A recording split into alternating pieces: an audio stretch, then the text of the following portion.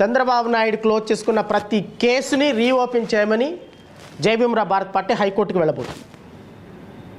I'm going to file a criminal revision case against the cases which were closed by the court, and I don't know how ACP court accorded permission also. How the court has accorded permission for closing of the cases. And ఒక్కసారి ప్రజాప్రతినిధులుగా ఒక case register అయిన తర్వాత చంద్రబాబు నాయుడు మీద how ACP court is competent to close the case? నేను అడుగుతున్నా చంద్రబాబు నాయుడు గారిని, ఈ లీగల్ సిస్టంలో ఉన్నటువంటి తెలుగుదేశం పార్టీ వాళ్ళందరినీ, ప్రజాప్రతినిధుల కోసం స్పెషల్గా విజయవాడలో ఒక కేసు కోర్టు పెడితే రాష్ట్ర వ్యాప్తంగా ఈ కోర్టు కేసు క్లోజ్ చేయాల్సిన సందర్భంలో చంద్రబాబు నాయుడు మీద పెట్టినటువంటి కేసులు ఏసీబీ కోర్టు ఏ విధంగా క్లోజ్ చేస్తుంది? జ్యూరిస్డిక్షన్ ఎక్కడుంది ఆ కోర్టుకి? ఏసీబీ కోర్టు చూడాల్సిన పని లేదా ఈ కేసు, ఈ వాస్తవాలు? అండ్ ఎవరైతే ఇంతకుముందు కంప్లైంట్ పెట్టారో వాళ్ళు 164 స్టేట్మెంట్, ఇంతకుముందు మెజిస్ట్రేట్ దగ్గర 164 స్టేట్మెంట్ ఇస్తే ఆ 164 statement it can't be even revoked. ఈ రోజున మళ్ళీ వాసుదేవరెడ్డి వచ్చి తూచి నేను మళ్ళీ తప్పుడు కంప్లైంట్ పెట్టానంటే కేసు క్లోజ్ చేస్తారా ఏసీబీ జడ్జి గారు? నాకు అర్థం కాదు. Anyway, I'm not finding fault. ఆ జడ్జి మీద నేను ఏమీ రుద్దటంలా, కానీ ఖచ్చితంగా న్యాయ పోరాటం చేస్తాం. I will see. ఒక్క కేసు కూడా చంద్రబాబు నాయుడు గారి మీద నమోదైన ఏ ఒక్క కేసు కూడా ఖచ్చితంగా రీఓపెన్ అయ్యే విధంగా మా పార్టీ పూర్తిగా న్యాయ పోరాటం చేస్తుంది. ఎట్టి పరిస్థితుల్లో చంద్రబాబు నాయుడు గారి మీద కేసులు క్లోజ్ అవ్వటానికి డ్యూ ప్రాసెస్ ప్రకారమే క్లోజ్ అవ్వాలి. 30,000 మంది వాలంటీర్లు, 30,000 మంది అమ్మాయిల్ని వాలంటీర్లు వ్యభిచార గృహాలకు పంపించేశారని ఒక స్టేట్మెంట్ ఇచ్చాడు. కేసు పెట్టింది ప్రభుత్వం. ఉప ముఖ్యమంత్రి పైన టక్మని కేసు విత్డ్రా చేసుకున్నాడు. ఎందుకయ్యా దొంగచాటుగా కేసులు విత్డ్రా చేసుకోవటం? ఇదేం ప్రభుత్వం కాదయ్యా? చెప్పేది ఒక మాట, చేసేది ఒక మాట. కేసులు విత్డ్రా ఎట్లా చేసుకుంటారని జగన్మోహన్ రెడ్డి మీద ఎగిరారే, మరి మీరు చేస్తున్న సంబడం ఏంటి? నీ మీద కేసు విత్డ్రా చేసుకున్నావు ఉప ముఖ్యమంత్రి ఈయన మీద కేసులు విత్డ్రా చేసుకుంటున్నారు. ఇక అందరి మీద కేసులు విత్డ్రా చేసుకుంటున్నారు. అమరావతి రైతుల మీద కేసులు మాత్రం విత్డ్రా అవ్వవు. జగన్ శ్రావణ్ కుమార్ మీద పెట్టిన 5 కేసులు మాత్రం విత్డ్రా అవ్వవు. కార్మికులు మీ ప్రభుత్వం రావడానికి కారణమయ్యి పోరాటం చేసిన మాలాంటి వాళ్ళ మీద కేసులు విత్డ్రా అవ్వవు. పవన్ కళ్యాణ్ కేసు మీద కేసులు విత్డ్రా అవుతాయి. అమరావతి రైతుల మీద కేసులు మాత్రం విత్డ్రా అవ్వవు. పాప వాళ్ళు రోజు ఒక్కొక్కరి మీద 200 కేసులు పెట్టారు. అందరూ కోర్టులకు తిరుగుతూ ఉండాలి. మీరు, మీ కొడుకు, మీ పవన్ కళ్యాణ్ దత్తపుత్రుడు మీరు మాత్రం కేసులు మొత్తం కొట్టేసుకొని డబ్బులు సంపాదించుకొని వెళ్ళిపోతారు. సో కాబట్టి ఈ కూటమి ప్రభుత్వాన్ని నేను హెచ్చరిస్తున్నా, దయచేసి ప్రజలు ఇచ్చిన అధికారాన్ని 164 సీట్లని విచక్షణతోటి వాడండి. ఈ విధంగా కేసులు క్లోజ్ చేసుకోవటం, ఈ విధంగా ఐపీఎస్ ఆఫీసర్ని, ఐఏఎస్ ఆఫీసర్ని, డీజీపీ స్థాయి అధికారులని టార్గెట్ చేయటం, దళిత వ్యక్తులని టార్గెట్ చేయటం. ఆ పవన్ కళ్యాణ్ వాళ్ళ ఊర్లో చిన్నపిల్లలు మాట్లాడుతుంటే సిగ్గేస్తుంది. వెళ్ళి దాని గురించి మాట్లాడవయ్యా పవన్ కళ్యాణ్. అండ్ మోరోవర్ చిన్న వీడియో చూపించేసి క్లోజ్ చేస్తాం. ఎందుకంటే మనకి ఈ సినిమా ఏదో ఒకటి ఉంది, ఈ మధ్యకాలంలో మనం చూశాను. రాజేంద్ర ప్రసాద్, ఎంఎస్ నారాయణ మాట్లాడుకుంటూ ఉంటే అందులో బ్రహ్మానందం టక్మన్ వస్తాడు. ఇతను ఎవరు అంటే వెంటనే అల్లు అర్జును ఇతను దొంగ కదా అంటాడు. అంటే వీడికున్న స్పెషాలిటీ ఏంటంటే నిమిషంలో దొరికిపోవటం వాడికున్న స్పెషాలిటీ అంటాడు. అలాగే నిమిషంలో దొరికిపోవటం అబద్ధాలాడి పవన్ కళ్యాణ్ స్పెషాలిటీ.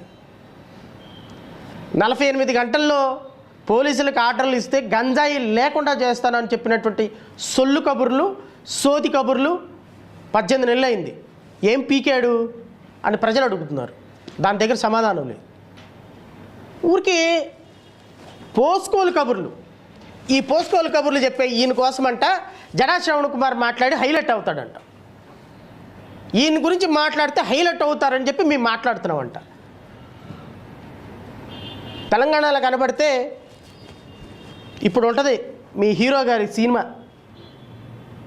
ఊరికే నోరు ఇచ్చారు కదా అని ఊరికే సొల్లు కబుర్లు సోది కబుర్లు చెప్పుకొని ఇలాగా 48 గంటలు ఏంది 48 గంటలు 18 నెలలు అయింది. గత సంవత్సరంతో పోల్చుకుంటే ఈ సంవత్సరం 2,40,000 కోట్ల రూపాయల 2,40,000 కోట్లకి 2,40,000 కేజీల గంజా ఎక్కువ దొరికింది.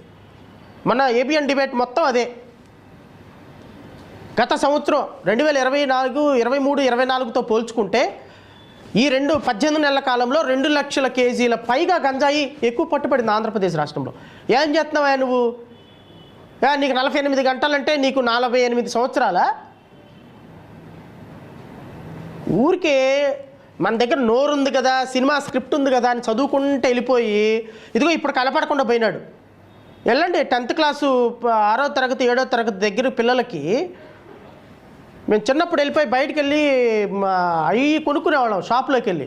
అట్ట దొరుకుతుంది గంజాయి చిన్నపిల్లలకి స్కూళ్ళల్లో, కాలేజీల్లో, ఇంజనీరింగ్ కాలేజీల్లో. మన గౌరవ హోమ్ మినిస్టర్ గారు ఎక్కడికి వెళ్ళిపోయినారో ఎవరికి తెలియదు. గౌరవ ఉప ముఖ్యమంత్రి గారు గంజాయి గురించి మాట్లాడరు, గౌరవ ముఖ్యమంత్రి గారు మాట్లాడరు, గౌరవ మంత్రి గారు మాట్లాడరు. ఈ లా అండ్ ఆర్డర్ను చూసే ముఖ్యమంత్రి మాట్లాడు, హోమ్ మినిస్టర్ అనిత గారు మాట్లాడరు. మరి ఏం మాట్లాడతారు? గంజాయి లేని రాష్ట్రాన్ని చూపిస్తానని చెప్పి కత్తిరెట్ట పట్టుకొని మాట్లాడింది అనిత గారు. ఏమైపోయారమ్మా? సో రాష్ట్రంలో ఇన్ని సమస్యలు పెట్టుకొని వీళ్ళు మాట్లాడినటువంటి మాటలకి మనం మర్చిపోయిన గూగుల్ మర్చిపోదు కదా సార్. మనం చేసినటువంటి వాగ్దానాలన్నీ గూగుల్లో ఉన్నాయి, ఇప్పుడు యూట్యూబ్లో ఉన్నాయి. దీని గురించి సమాధానం చెప్పంటే నవ్వుతారు హే అని. వీళ్ళ గురించి ఎంత తక్కువ మాట్లాడుకుంటే అంత మంచిది. రాష్ట్ర ప్రజలు అర్థం చేసుకోమని కోరుతున్నా. రాష్ట్ర ప్రజలు ఈ విధంగా ఇట్లాగా వచ్చేసి అధికారం కోసం అబద్ధాలు చెప్పి నాకు 48 గంటలు ఇవ్వండి, నాకు 15 సంవత్సరాలు ఇవ్వండి, నువ్వు 48 గంటలు అడిగావు గంజాయి సాగును తీసేయడానికి, 18 నెలలు అయితే 2 లక్షల కేజీలు ఎక్స్ట్రా గంజాయి. ఈ కూటమి ప్రభుత్వాన్ని నేను హెచ్చరిస్తున్నా, దయచేసి ప్రజలు ఇచ్చిన అధికారాన్ని 164 సీట్లని విచక్షణతోటి వాడండి. ఈ విధంగా కేసులు క్లోజ్ చేసుకోవటం, ఈ విధంగా ఐపీఎస్ ఆఫీసర్ని, ఐఏఎస్ ఆఫీసర్ని, డీజీపీ స్థాయి అధికారులని టార్గెట్ చేయటం, దళిత వ్యక్తులని టార్గెట్ చేయటం. ఆ పవన్ కళ్యాణ్ వాళ్ళ ఊర్లో చిన్నపిల్లలు మాట్లాడుతుంటే సిగ్గేస్తుంది. వెళ్ళి దాని గురించి మాట్లాడవయ్యా పవన్ కళ్యాణ్. అండ్ మోరోవర్ చిన్న వీడియో చూపించేసి క్లోజ్ చేస్తాం. ఎందుకంటే మనకి ఈ సినిమా ఏదో ఒకటి ఉంది ఈ మధ్యకాలంలో మనం చూశాను. రాజేంద్ర ప్రసాద్, ఎంఎస్ నారాయణ మాట్లాడుకుంటూ ఉంటే అందులో బ్రహ్మానందం టక్మన్ వస్తాడు. ఇతను ఎవరు అంటే వెంటనే అక్కడ అల్లు అర్జును ఇతను దొంగ కదా అంటాడు. అంటే వీడికున్న స్పెషాలిటీ ఏంటంటే నిమిషంలో దొరికిపోవటం వాడికున్న స్పెషాలిటీ అంటాడు. అలాగే నిమిషంలో దొరికిపోవటం అబద్ధాలాడి పవన్ కళ్యాణ్ స్పెషాలిటీ. 48 గంటల్లో పోలీసులకు ఆర్డర్లు ఇస్తే గంజాయి లేకుండా చేస్తానని చెప్పినటువంటి సొల్లు కబుర్లు సోది కబుర్లు 18 నెలలు అయింది. ఏం పీకాడు అని ప్రజలు అడుగుతున్నారు. దాని దగ్గర సమాధానం లేదు. ఊరికి పోస్కోలు కబుర్లు, ఈ పోస్కోలు కబుర్లు చెప్పే ఈయన కోసమంట జడా శ్రవణ్ కుమార్ మాట్లాడి హైలైట్ అవుతాడంట. ఈయన గురించి మాట్లాడితే హైలైట్ అవుతారని చెప్పి మేము మాట్లాడుతున్నామంట. తెలంగాణలో కనబడితే ఇప్పుడు ఉంటుంది మీ హీరో గారి సినిమా. ఊరికే నోరు ఇచ్చారు కదా అని ఊరికే సొల్లు కబుర్లు సోది కబుర్లు చెప్పుకొని ఇలాగా 48 గంటలు ఏంది 48 గంటలు 18 నెలలు అయింది. గత సంవత్సరంతో పోల్చుకుంటే ఈ సంవత్సరం 2,40,000 కోట్ల రూపాయల 2,40,000 కోట్లకి 2,40,000 కేజీల గంజా ఎక్కువ దొరికింది. మన ఏబిఎన్ డిబేట్ మొత్తం అదే. గత సంవత్సరం 2024, 23, 24తో పోల్చుకుంటే ఈ 18 నెలల కాలంలో 2 లక్షల కేజీల పైగా గంజాయి ఎక్కువ పట్టుబడింది ఆంధ్రప్రదేశ్ రాష్ట్రంలో. ఏం చేస్తున్నావా నువ్వు? నీకు 48 గంటలంటే నీకు 48 సంవత్సరాలా? ఊరికే మన దగ్గర నోరు ఉంది కదా, సినిమా స్క్రిప్ట్ ఉంది కదా అని చదువుకుంటే వెళ్ళిపోయి ఇదిగో ఇప్పుడు కనపడకుండా పోయినాడు. వెళ్ళండి 10th క్లాసు 6వ తరగతి 7వ తరగతి దగ్గర పిల్లలకి మేము చిన్నప్పుడు వెళ్ళిపోయి బయటికి వెళ్ళి అవి కొనుక్కునేవాళ్ళం షాప్లోకి వెళ్ళి. అట్ట దొరుకుతుంది గంజాయి చిన్నపిల్లలకి స్కూళ్ళల్లో, కాలేజీల్లో, ఇంజనీరింగ్ కాలేజీల్లో. మన గౌరవ హోమ్ మినిస్టర్ గారు ఎక్కడికి వెళ్ళిపోయినారో ఎవరికి తెలియదు. గౌరవ ఉప ముఖ్యమంత్రి గారు గంజాయి గురించి మాట్లాడరు, గౌరవ ముఖ్యమంత్రి గారు మాట్లాడరు, గౌరవ మంత్రి గారు మాట్లాడరు. ఈ లా అండ్ ఆర్డర్ను చూసే ముఖ్యమంత్రి మాట్లాడు, హోమ్ మినిస్టర్ అనిత గారు మాట్లాడరు. మరి ఏం మాట్లాడతారు? గంజాయి లేని రాష్ట్రాన్ని చూపిస్తానని చెప్పి కత్తిరెట్ట పట్టుకొని మాట్లాడింది అనిత గారు. ఏమైపోయారమ్మా? సో రాష్ట్రంలో ఇన్ని సమస్యలు పెట్టుకొని వీళ్ళు మాట్లాడినటువంటి మాటలకి మనం మర్చిపోయిన గూగుల్ మర్చిపోదు కదా సార్. మనం చేసినటువంటి వాగ్దానాలన్నీ గూగుల్లో ఉన్నాయి, ఇప్పుడు యూట్యూబ్లో ఉన్నాయి. దీని గురించి సమాధానం చెప్పంటే నవ్వుతారు హే అని. వీళ్ళ గురించి ఎంత తక్కువ మాట్లాడుకుంటే అంత మంచిది. రాష్ట్ర ప్రజలు అర్థం చేసుకోమని కోరుతున్నా. రాష్ట్ర ప్రజలు ఈ విధంగా ఇట్లాగా వచ్చేసి అధికారం కోసం అబద్ధాలు చెప్పి నాకు 48 గంటలు ఇవ్వండి, నాకు 15 సంవత్సరాలు ఇవ్వండి. నువ్వు 48 గంటలు అడిగావు గంజాయి సాగును తీసేయడానికి. 18 నెలలు అయితే 2 లక్షల కేజీలు ఎక్స్ట్రా గంజాయి పండించావు రాష్ట్రంలో. నీకు 15 సంవత్సరాలు ఇస్తే ఏం చేస్తావా ఆ రాష్ట్రాన్ని?